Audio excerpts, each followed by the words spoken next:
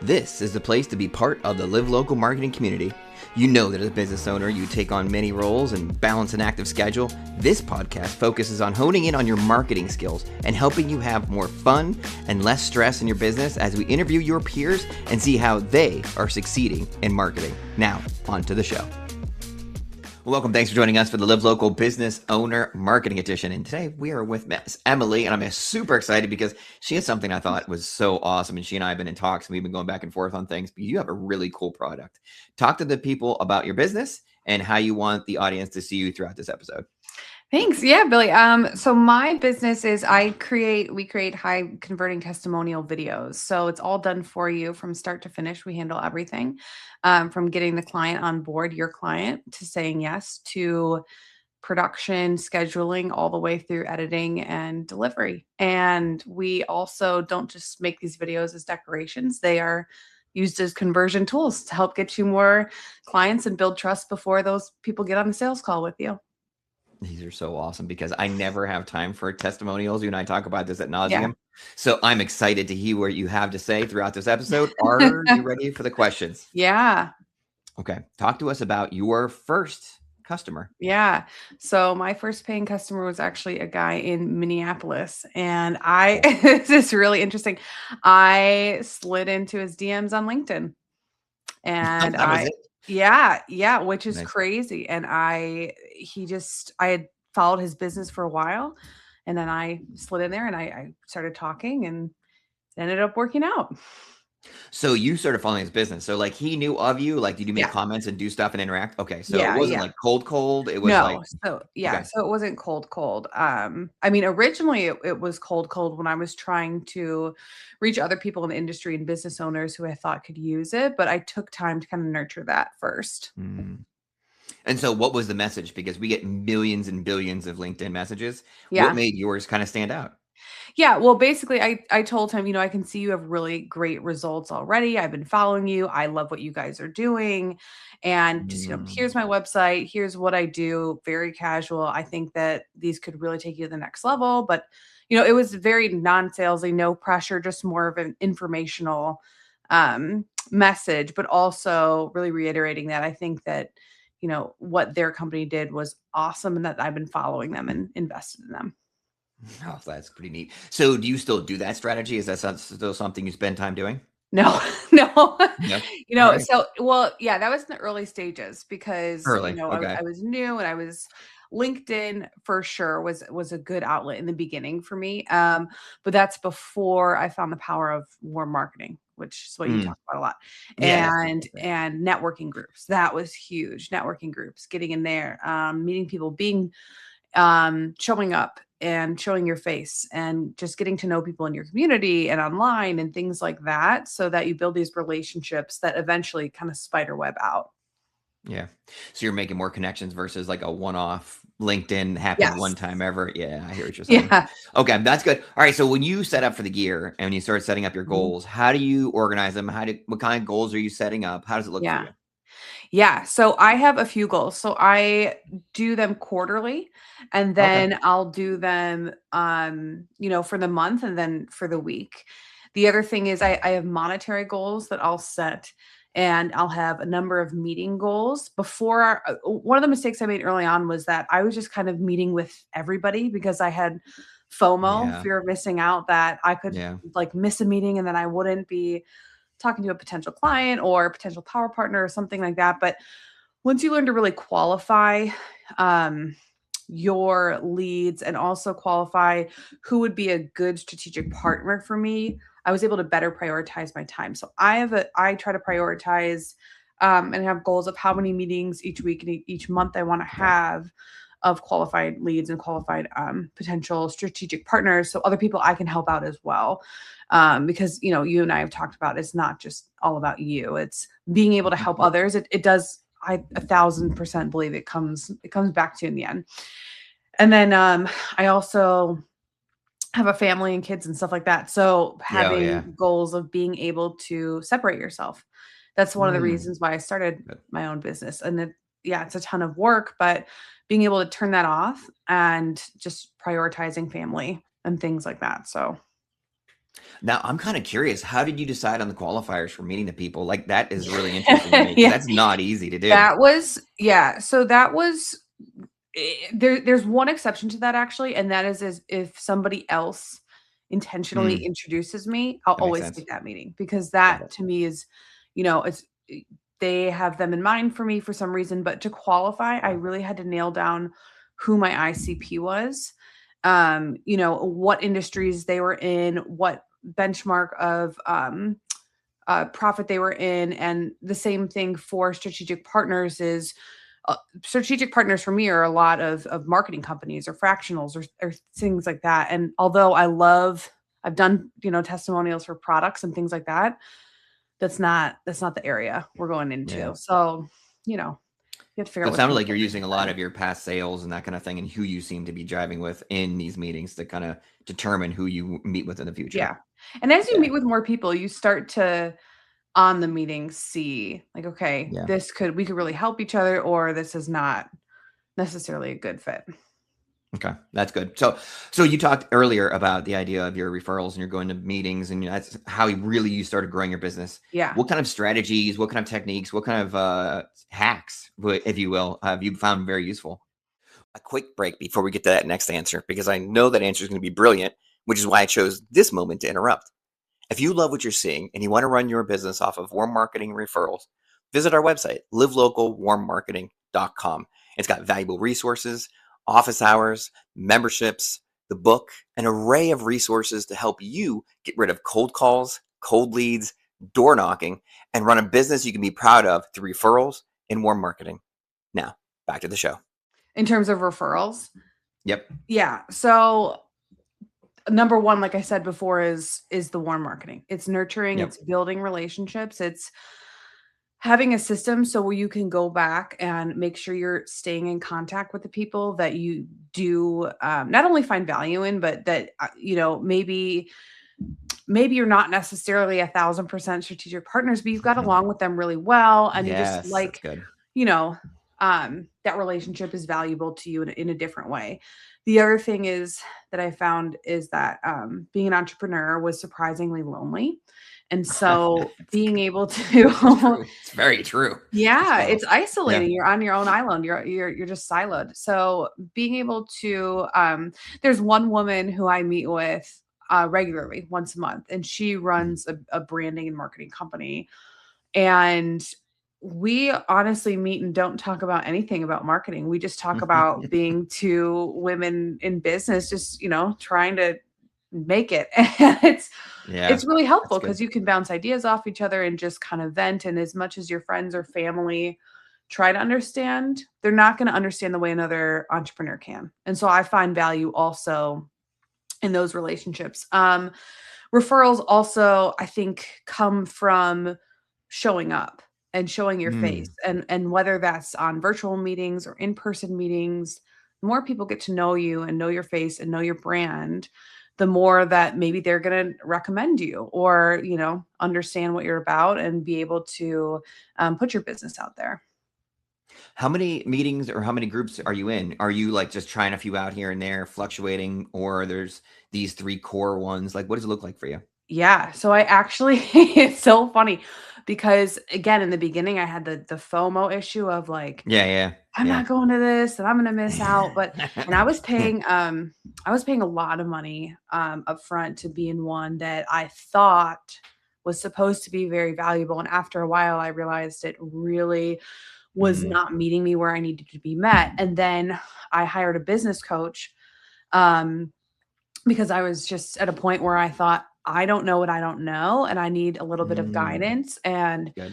she was amazing in recommending a couple other groups specifically for, women in marketing, or another one where, there's certain marketing groups where your job is the only, or your business is the only seat at the table. So Yeah, that's if good. they have, I mean, what's interesting about mine is really rare, so I can really fit in It is. anywhere.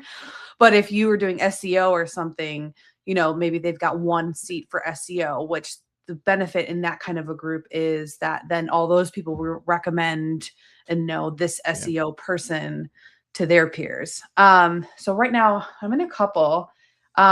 What else is interesting is the difference between the paid and unpaid. Yeah. I find Yeah. more value in the paid for sure. Yeah. More However, commitment. I'm not going to discount the unpaid completely because I have made some good relationships through there for sure. So Yeah. there's a variety. So that's good. So as you start to get in the right rooms and you start to meet the right people, I see Yeah. your business is really picking up. What Mhm. are your thoughts on like scaling? Is it something you're like, hey, I've got some plans in mind, or like, it's intimidating? What is your views on scaling your Oh, business? yeah. I mean, this always sounds crazy to everyone. I fully intend to be a multimillionaire in like a couple Okay. years. Like I like 10-year plan, like I want to be in the millions for sure. Like I'm not Awesome. this is not a mom and pop shop kind of deal for Yeah. me. That's good. Like I want to retire my husband. I want to be able to have financial freedom so that, I can be with my kids more and things like that. So, Yep. um year one is, we started in August of last year, coming to an end. The goal is Still to new. replace my salary from my previous occupation, and then from there, just keep growing it. I've survived this long, so things are Yeah. they're going Well, I mean, okay. even though things are breaking along the way, you're fixing things, right? Like, are you setting up, are you getting your systems in place? Like, I always want Mhm. to know about systems. How Yeah. does that look for you? Oh my gosh. So that was very overwhelming in the beginning because, like I said, you don't know what you don't know. And everything Yeah. from like a CRM, which was, Google Sheets for me in the beginning, Yeah. to Same. just the day to day, figuring out when you're solo, what is priority, because there's everything from the meetings I want to have, networking and things like that, to the billing I need to send out to admin. And then Yeah. I think for me, it was when I started offloading editing. That was a really difficult Okay. time because it's Yeah. so, like, I'm very particular about it. And I did try outsourcing. I tried like 4 different test companies overseas because, they save on costs and this and that. Not the same. It's not gonna, they can make Yeah. Instagram reels and different kind of flashy videos, but for the storytelling we needed, it just wasn't at that level. So now it's all American based editors, but so the price point is a little higher, but it's worth the quality. Yeah. So Extra I'm not cost. worried about that. But yeah. Okay. So it sounds like you're getting your systems in place. Looks like you're Yeah. getting it ready. Your ambitions to scale. Let's ask a tough question. Let's Yeah. ask you, name and talk about a competitor. You don't have to name them like specifically, but if you unless you really want to, name a Yeah. competitor that you have a lot of respect for, that you're like, they are doing an amazing job. How can I name them without You naming may them? have to name them. Yeah, Yeah, no. we may have to name No, them. no, We may have to go on you. so I would say Testimonial Hero, they're Okay. solid. Okay, good. They are solid for sure. Um, I think that, they've been around for a while. So they've Mm, they've got it down. They have bigger teams than we do for sure. Like they are um really buttoned up, professional. There's a couple other testimonial companies that have been around for a while that I think that we kind of blow out of the water, but it's oh, also good. people's preferences are different on how they present themselves and how they package things. So, it's So something's apple and oranges. the the quality of their work too. Obviously you've checked out the quality of their work and Yeah. you're trying to stay step by step with them? Is that kind of What do you mean by like that? what you look for? So let's say the quality of their videos, like, all right, I watch what they do, I see what Yeah. they make. Yeah. I'm just trying to step by step. I'm trying to keep up with their Yeah. videos, their quality, their editing. Yeah. Is that something you aspire, or do you think you're like right there with them? Yeah. No, I think we're right there with them, but I actually, in terms of their video output, I don't really compare us at that. I more look at their business, their packaging, their website, their presentation, their Got it. I understand process, now. their onboarding, their professionalism. When it comes to the videos, like I said, I'm very particular, and I think that's also what makes us different is that we are 95% of the other companies and competitors that I've seen, some part of the process is automated or outsourced, and we don't Yeah. do any of that. And so our human connection, I think, is what makes us stand out. And also they do some remote stuff, but I think our remote stuff has reached a level of just being really great. And it Yeah. just they were able to tell stories in a way that actually, gets people more clients. And it's not just these like, oh, great little testimonial video you pay for, Yeah. it's like an actual tool. So That is a huge part, the storytelling part, where you draw it into. So I've seen a lot of your work, and you're able to bring out the story in the person, which is amazing. Mhm. So would you consider that? Let's dive down a little deeper. Would you consider that to be like your unique proposition, your Yeah. unique, the thing you bring to the table that no one really else can replicate? Yeah. Yeah. And I think it's also because like my background, is 14 years in post-production and television commercials, Yeah, but also documentary work. And so in the documentary work, that's amazing. where when we go into these interviews, we're not just asking generic questions, we're reverse engineering them so that we're asking very specific things because we know the answers we want to get so that we can get you more of your ideal clients. So that it's all real, it's all natural, but they don't realize that we've kind of engineered this backwards to get the answers that we want. So do you spend a lot of time then with your clients before the testimonial even starts, getting to know their business, getting Yeah. to know them, getting to know their values? Talk to us about that process. Yeah, and I think that's like another part of the big value in this is that Yeah, some companies just kind of say, okay, and they're going to go record it and hand it off. yeah, And we, from the beginning, I've said, no, I want to make these actual conversion assets. And so we meet with the business owner, we dive into the business, we figure out yeah. strategically who we need to position in the best light possible in order to get them more of these ideal clients because you don't want to just bring anyone to your page. You want your ideal clients as well. And so the other thing is that we lean heavily into things like metrics we started to do more of. Yeah, sure. um we just did one for this SEO company, and I mean, they helped this guy who owns a plumbing company, they helped him increase his revenue by like 15, 20 grand Yeah, every month. And I it can was imagine. wild. And so I knew on that call, I had to get that participant to say that. But you have to be very, very careful. We never tell them you need to say this or you need to say that. It's all just answering questions. It's very Questions. easy and conversational, but yeah. And you do all the questions for now. Hmm. You're doing it Yeah. all yourself, hands on, because you want to be sure that that process is Yeah. Yeah. properly I'm very done. particular about that. Yeah. Yeah. Because I So had done it before where we've tried to like yeah. automate things. It's not the same. No, it can't be. That part, I agree with you. So, all right, so the hands-on part, let me ask you this then. As we wrap up, we're gonna let you do your business outro. This is the last of the topics right here. So as you handle those and you're doing the questions, where are you gonna be in 5 years? Like it's not gonna be like you can do all of these questions for all these Oh, yeah. clients as you scale up, be a millionaire. Yeah. Yeah. No, I mean, at that point, we'll have story producers for sure. And I've Okay. actually already been in talks with someone who I used to work with in the post-production world who would be excellent at this. And so when we get to that point where, you know, it would be full-time story producers, full-time editors. We have contract editors right now. Things like that all like have the plug and play system, but without Mhm. losing the tailored like strategic plan that we have for each Yeah. business. That's the most important part. And so project managers, things like that. It's all Gotcha. possible, Yeah. Billy. We just gotta, No, it is. All right. No, that's good. No, I can picture the whole thing. So that's all yeah. right. So in 5 years, when we do this video over again in 5 years, where are you gonna be? What are you gonna be telling me? Oh yeah. Oh, I'll bring my whole team on then. And I'll say, look at Everybody gets us. interviewed? Yeah, yeah. We'll bring the whole team. By that point, yeah, I'd love to have a whole team. Mhm. And the thing is, I don't necessarily believe that bigger is always better. It's I've true. worked for a startup before where there was like 6 of us and we were crushing it. Like, and it was Yeah. very enjoyable. If it gets to that point of being super huge, great. But I don't want to lose the quality in it. I Yeah. think that sometimes that can get lost when trying to, scale, scale, scale. But yeah, so I think we'll definitely be growing in size and monetarily, but it like I said, having a team of 30 doesn't just automatically mean it's going No. to be something you No. want, because sometimes that's more of a headache for people and they're like, I don't know what I built. And I want to be very intentional about what I'm building. All right. So 5 years, we're gonna look back. How many clients will you have? What's the Whew. number look like? In 5 years? Yep. What's the number? Oh, I would say a couple hundred by that point. Dang, that's Yeah. awesome. Yeah, that's awesome. Yeah. Yeah, we're Cool. we're just getting started. I'm just getting started.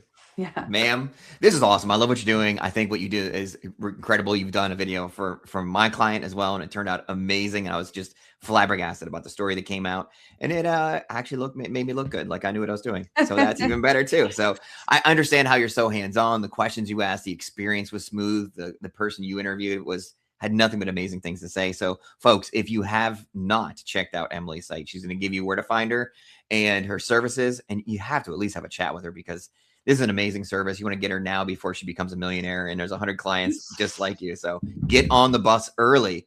Miss Emily, how can people get a hold of you and set up meetings? Yeah. So on our website, www.thetestimonialcollective.com, there's book a call links all over the site. So you can book a discovery call, get on a call with me, or you can shoot me a note directly, Emily@thetestimonialcollective.com. You should do is get into the DM on LinkedIn like she did. Or add me on LinkedIn and slide into my DMs, and I'll say, you know what? I love what you're doing. Yeah. So if you do that, I'm sure it'll work at this point, because you gave away the secret sauce. So exactly, you might have a soft spot for those kind of people. Exactly. So all right, Miss Emily, I love what you're doing. I love that. Oh, this is so much fun. So be sure you check her out. Go to the website, see what she's doing, see the videos. And it's going to 100% build your business, because warm referrals and testimonials are one of the best ways to grow your business to scale. So thank you for your time and being on and sharing all of your knowledge with us today. Awesome. Thanks so much, Billy. Back to the same old place, sweet home, Chicago.